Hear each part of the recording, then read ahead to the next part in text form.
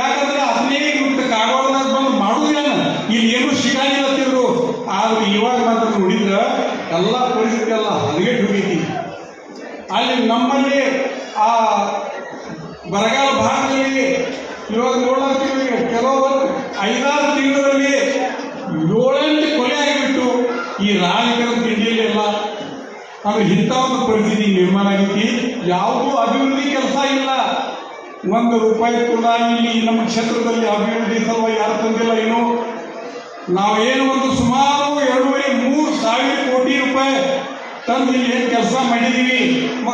ಮುಂಚೆ ಸುಮಾರು 1,000 ಕೋಟಿ ಕೆಲಸದ ನಾವು ಟೆಂಡರ್ ತೆಗೆದು ಎಲ್ಲ ಶಾಲೆ ಕೊಡಕ್ಕೆ ಕೊಟ್ಟಿದ್ದೀವಿ. ಆದರೆ ಅವೆಲ್ಲ ಕೆಲಸ ಅಲ್ಲೇ ಬಿಟ್ಟು ಅವ್ರು ಏನೂ ಕೆಲಸ ಆಗೋಕ್ಕೆ ತಯಾರಿಲ್ಲ. ಬರೀ ರಾಜಕಾರಣ ನಡೆದಿದೆ.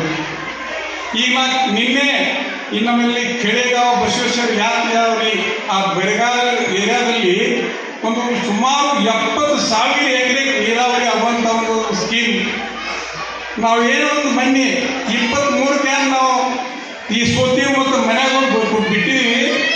ಅದು ಅದೇ ಸ್ಥಿತಿಯಲ್ಲಿ ಇನ್ನೂ ಕೂಡ ಐತಿ. ಅದರಲ್ಲಿ ಏನೇನು ಮಾಡಿಲ್ಲ ನಾವು ಅಗ್ನಿ ಅದು ಪ್ರಾರಂಭ ಮಾಡೋ ಹಂತದಲ್ಲಿ ತಂದಿದ್ದಿತ್ತು. ಅದು ಒಂದು ಕೆಲವೊಂದು 4-8 ದಿವಸದಲ್ಲಿ ಆಗುತ್ತಿತ್ತು ಪ್ರಾರಂಭ. ಆದ್ರೆ ಅದು ಏನು ಬಿದ್ದೈತಿ ಅಲ್ಲೇ ಬಿದ್ದೈತಿ. ಜನ ಅವರ ಕಡೆ ನೋಡ್ಲಕತ್ತರು, ಕೆಲಸ ಮಾಡ್ಲಕ್ಕೆ ಯಾರು ತಯಾರಿಲ್ಲ. ಬರೀ ಎಲ್ಲ ಕಡೆ ನಮ್ಮಲ್ಲಿ ರಾಜಕಾರಣ ನಡೆದೈತಿ.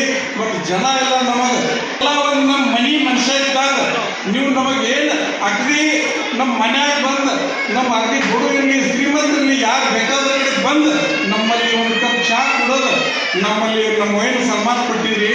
ಆದರೂ ಕೂಡ ನಾವು ಕೆಲವು ಮಂದಿ ಮೋಸ ಮಾಡಿ ನೀವು ವೋಟ್ ಹಾಕಿಲ್ಲ, ನೀವು ಸೋಲಿಸಿದೆವು.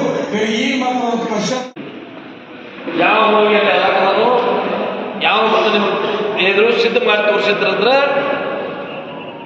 ಇವತ್ತು ರಾತ್ರಿ ನಾನು ಬೇಡ ಹತ್ತಿದ್ವಿ ಆಗೋಗ್ಬಿಡುದಿಲ್ಲ. ಇವತ್ತು ಅವ್ರು ಹೇಳಿಲ್ಲ ಇದನ್ನು ಹೋಗಿ ಕೂಡಲೇ ಅವ್ರಿಗೆ ಮುಡ್ಸ್ತಾರೆ. ಯಾಕೆ ಮುಡ್ಸ್ತಾರೆ ನೀವು?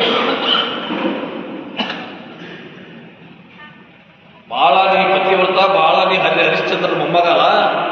ಕಾಟ ಯಾರು ಮಾಡ್ತಿದ್ರು? ತೂಕದಲ್ಲಿ ವ್ಯತ್ಯಾಸ ಯಾರು ಮಾಡಿದ್ರು? ಕಾಮಗಾರ